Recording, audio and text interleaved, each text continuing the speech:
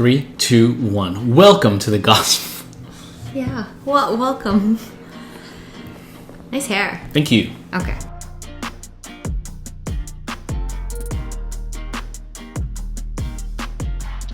Welcome to the Gospel Truth. I'm Dean. And I'm Audrey. And this week we are celebrating the 13th Sunday of Ordinary Time. Lucky 13. Yes, lucky 13th. And this week we really want to focus around this theme on what can our faith do for us? Yeah, what can faith do for me? A lot. Okay. If you got faith, it can do a lot for you. And It's a really nice way to connect last week's readings to this week's and then next week's too. So we're really excited to talk about faith. We got like a little trilogy of faith. Yes, actually. yes. Yeah, that's the better way to put it. But before we dive into all that reflecting, do you want to give everyone a reminder of what the Gospel Truth is about? Yeah, so the Gospel Truth is all about Audrey and I sharing our thoughts about the faith, the Word, happenings in the church. Hopefully by doing that, we can understand our own faith a little bit better, and maybe you, the viewers, can get something out of it as well. Yep. All right, so let's go ahead and dive into this week's readings. Okay. First, from the Book of Wisdom. The book is telling us that God did not make death. Literally the first line. God did not make death, nor does he rejoice in the destruction of the living. That we are all made in God's image, and God is like, he exists forever, right? So if we're made in his image, why would he want us to perish?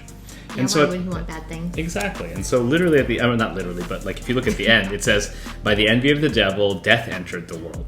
And so the devil is contrary to what God wants us to be. God wants us to rejoice with him and be with him and live everlasting life. So that's such a beautiful thing to start with, and I'm going to come back to that a little bit later.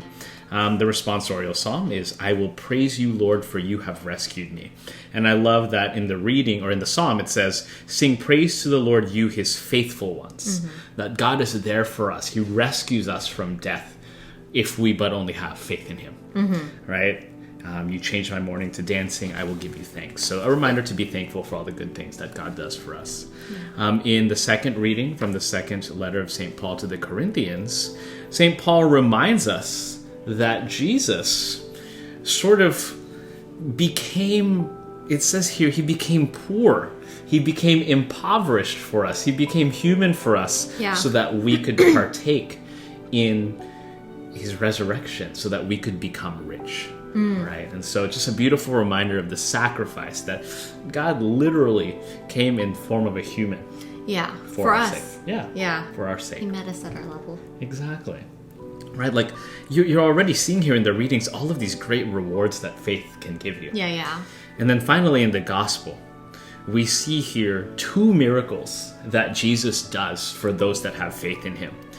In the first miracle, there's a woman suffering hemorrhages and sees Jesus walking in the crowd. And she's like, oh, if I can just touch him, I will be healed. Yeah. And when she does, Jesus literally feels the power leaving him. And he's like, who did that? Yeah. And then this woman is like, oh, it was me. She's kind of afraid and she's shy about it. Yeah. But Jesus is like, no. Your faith has saved you. Go in peace and be cured of your affliction. Yeah. Because of the power of her faith, she was able to be healed. Yeah. And then we see another family whose daughter is at the point of death, and Jesus is like, well, like, relax, like, I'm going to help you out. Don't be afraid. Just have faith. And Jesus comes to their home. It seems that the daughter has died, but Jesus is saying, no, she's only asleep. Yeah. And they're like, no, no way. We saw it. Yeah, like she's dead, but Jesus is saying, no, arise, and the girl wakes up. Yeah. Right? And so, again, just look at all of these. I love that this set of readings just have all of these images of how faith can bring you these rewards if you just have it. Yeah, just if you just believe. And I think it's a really great continuation of our discussion last week where we talked about faith, right? We talked about having faith. But this week, now we can kind of dive into more about like, okay, we have faith, but what can it do for us, right? Like what good can come of anything if I believe. Right. Like, I go to church, I do my, but like I can see some people maybe feeling certain ways, like, but this is still happening or whatever. But this week's readings are a really good examples of to really focus on what faith can do for us. Yeah, I like that. Yeah. Like, that's why we're kind of like treating this reading as a great follow-up to last week. Because last week it was just like, have it. Have faith. Yeah. Like, oh, you of little faith. You really thought I was going to let y'all perish on the sea. And it's like we said, okay, we'll have faith. Yeah. And then this week, we kind of see just these tangible, as you said, examples, or the tangible rewards and benefits that we get from having faith. And it's kind of nice to see that the Gospels and the readings are sort of telling us what we can get. Because sometimes people just say, oh, have faith. Yeah. And it's like what do you mean? Like, I go to church, I believe in God. Yeah. But, like, what are you talking about then? Yeah, like, what am I supposed to get just by having faith? I'm just like, I'm supposed to have faith and that's it? Nothing's ever supposed to happen for me? And it's like, no, not. Like, things have happened. Yeah. For those that have had faith. Yeah. It just can be hard to see sometimes. Yes, especially if you have just like this idea of how things are supposed to play out, right? And I think we talked about this like weeks and months ago, like early on when we first started the Gospel Truth, about how just, things come in unexpected ways. And again, I think we mentioned this last week, only God really knows like the exact plan that he has for us. Yeah. We might think we have an idea, but we don't. Yeah, and as a little teaser for next week, we're going to talk about what happens when you just kind of get caught up in your own view of what your faith is supposed to bring you.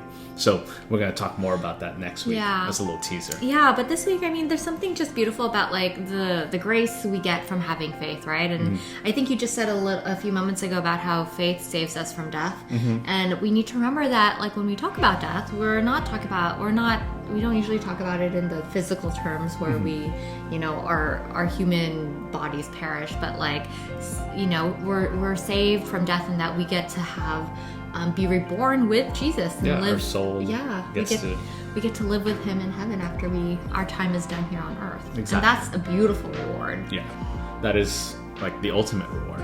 It's sort of what we were promised and what we believe as Catholics, is that this is what we will get. This is what we receive if we live a life according to what Jesus has asked us to do, and if we have faith in him.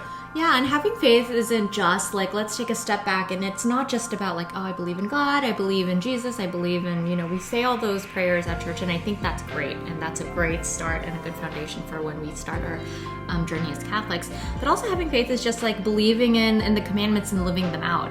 If you believe in something as strong as the commandments, right, you live them, you practice what you preach.